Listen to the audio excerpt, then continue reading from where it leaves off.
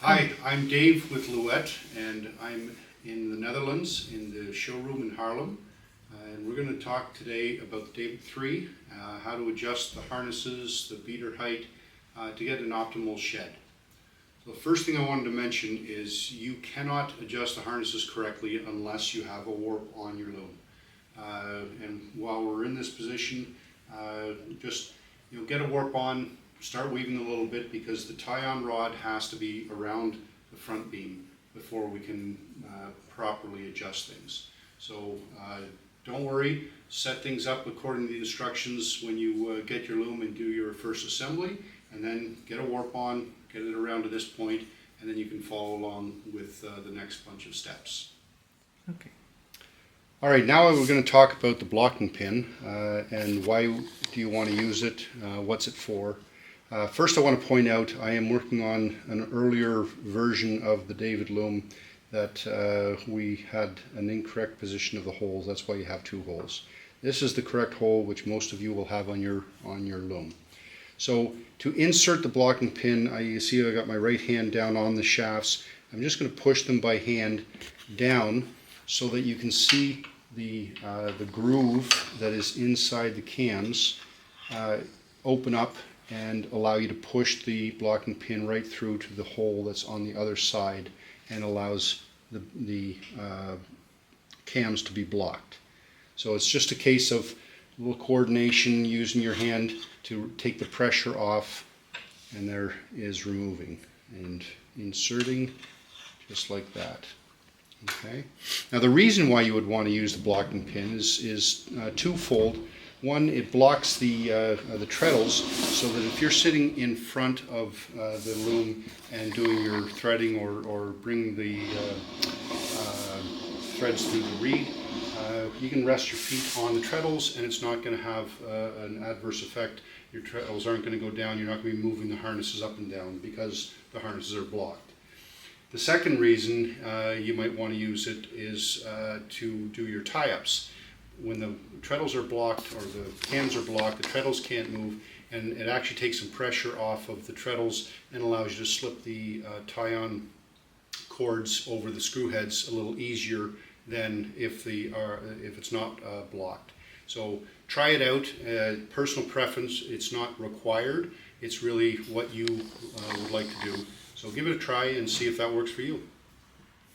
All right, so here we're going to show you the eye bolt on the lamb that's attached to the lamb. You've moved it to the center.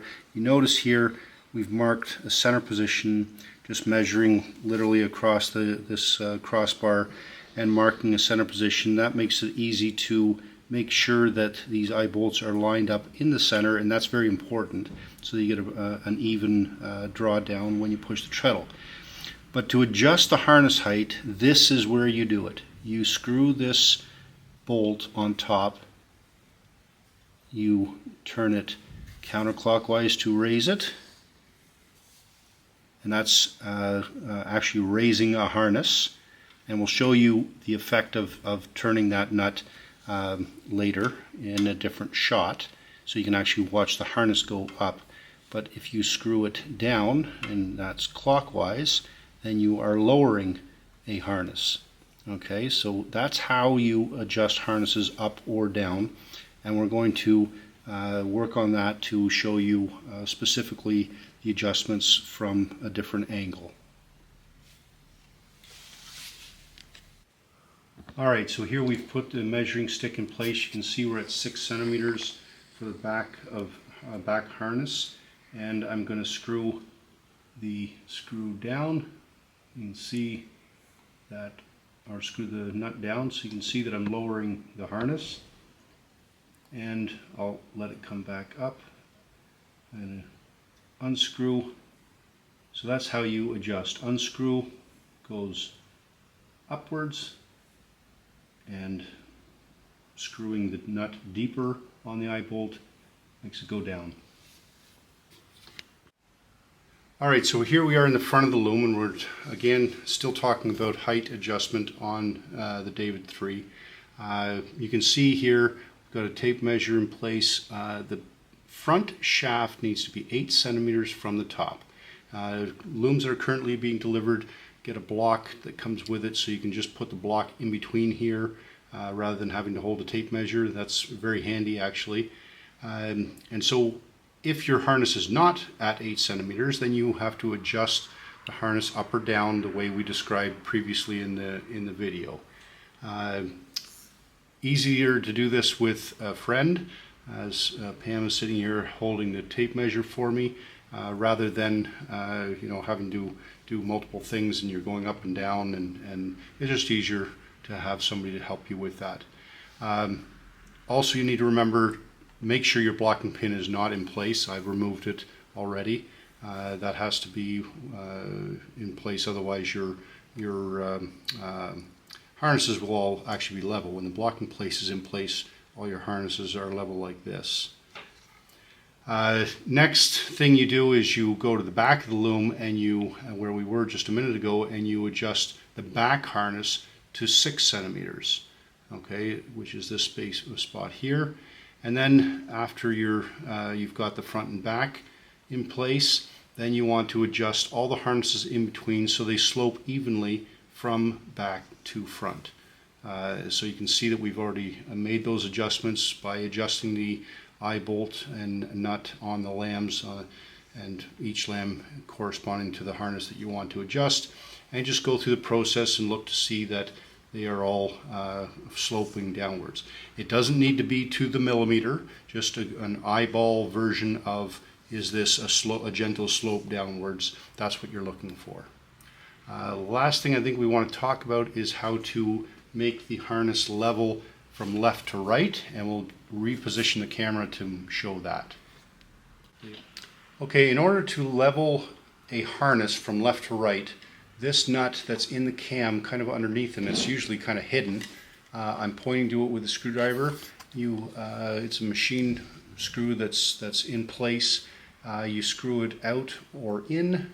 If you screw it in, it lifts the right side, and if you screw it out, it lowers the right side. So you're basically adjusting according to what the left side is to make it level one way or the other. So screwing this in or out is what you're going to do if you need to level. And I don't know if you can see, it's moving slightly. But that's how you would go about adjusting your left to right leveling in case that's needed. Generally, I'm seeing that maybe in 10% of looms that it needs that.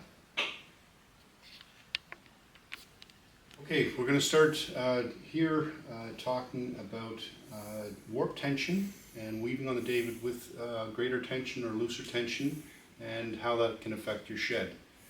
So first of all, we've got a fairly loose tension here. You can weave with this, and our shed size is 6 centimeters. Okay, now when I increase my warp tension, now my shed's down to about 5.5 centimeters. So it has definitely reduced the shed size. And when I say shed size, meaning you can measure that already from here, right? Because the bottom shed goes down to the shuttle race anyway. So what can we do about this? The answer is that you can adjust the springs that are underneath your shelf.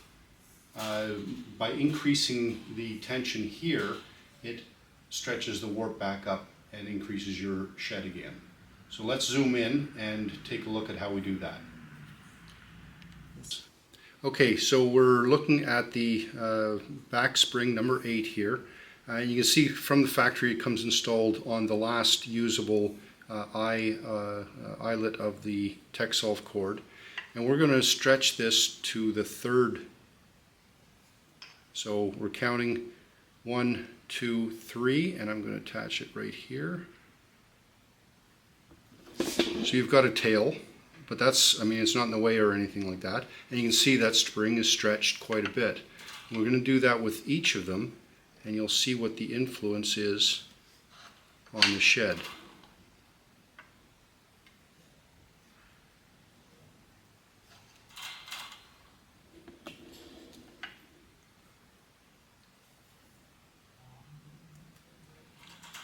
one too many.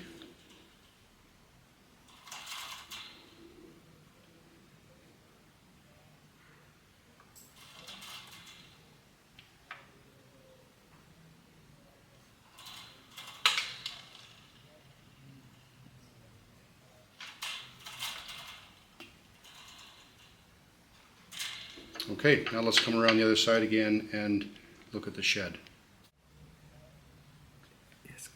Alright, so here we are, and I've got my measuring stick back in place, and you can see we're back to 6 centimeters of shed size. So this is still the same tighter warp tension that I had in the previous shot of this demonstration. So the result that I'd like you to take from this is, if you are having issues with your shed that it's a little smaller than you'd like, try increasing the spring tension up above, and you can go to 4 or 5 loops. It really, there's not going to harm the springs at all. Adjust it so that it works the way you'd like it to work. This is an adjustment that you may need to make for different warps depending on what you're weaving with. And another thing that we've found is the actual weaving width is an influence on this factor as well. If you're using the full width, you're more likely to run into a situation where that is going to reduce your shed size. Okay, so I've adjusted the loom position so we can get a better angle here. We're going to talk about how to adjust the reed height. The way you adjust the reed, you lift it up and out of the hinge hook here, and at the bottom where my finger is pointing here, you have a locking nut. And so what you want to do is take your 13 millimeter wrench and unlock the locking nut. Just turn it a little bit. Then you can turn it by hand, and then now the hinge hook turns in or out to adjust the height. Now, how do you know what height to adjust? And the way we look at that is we push a treadle down so you make a shed. Oh, I should put my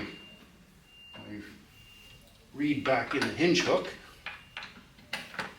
so it's at the proper height. So we want to look at the shed, and this is the correct height because the angle that you have here between the bottom shed and the shuttle race is flat. If the beater was too high, you'd see more of an angle like this, and then you would need to lower the beater. If the shed was in this position, well, then the beater is too low and you need to adjust it upwards. Okay, so check your height and adjust accordingly. Again, you do that by turning this clockwise to raise the beater and counterclockwise to lower the beater. And then when you're finished, you hold the beater while you tighten the lock nut, and last you tighten it with your 13 millimeter wrench so it's good and snug and isn't going to turn on you, and then you can put your beater back. Now you want to do the same thing on both left and right side, so you can take a tape measure, measure the distance from the floor, and then make sure that it's the same on the other side. Okay, and then we'll go on to the next step. So make sure that your hinge hook is perpendicular when you're finished tightening the nut here. So it's good and snug, it's not going to turn on its own, and it's not twisted to the left or to the right or to the front or the back. Straight perpendicular from the loom, that way the beater will sit in there correctly. And we use this wrench to tighten the nut here as mentioned. Okay, a bonus feature on this video is we're going to talk a little bit about the brake handle and releasing your brake tension. I've had some users saying that when they lift the brake handle, the springs are popping off. Generally, this is simply a learning curve kind of thing. just gently lift up on, and if you lift too hard, too high, too quick, then yes, you're going to decrease that tension really quickly and it could pop off. But if you just give it a little bit of a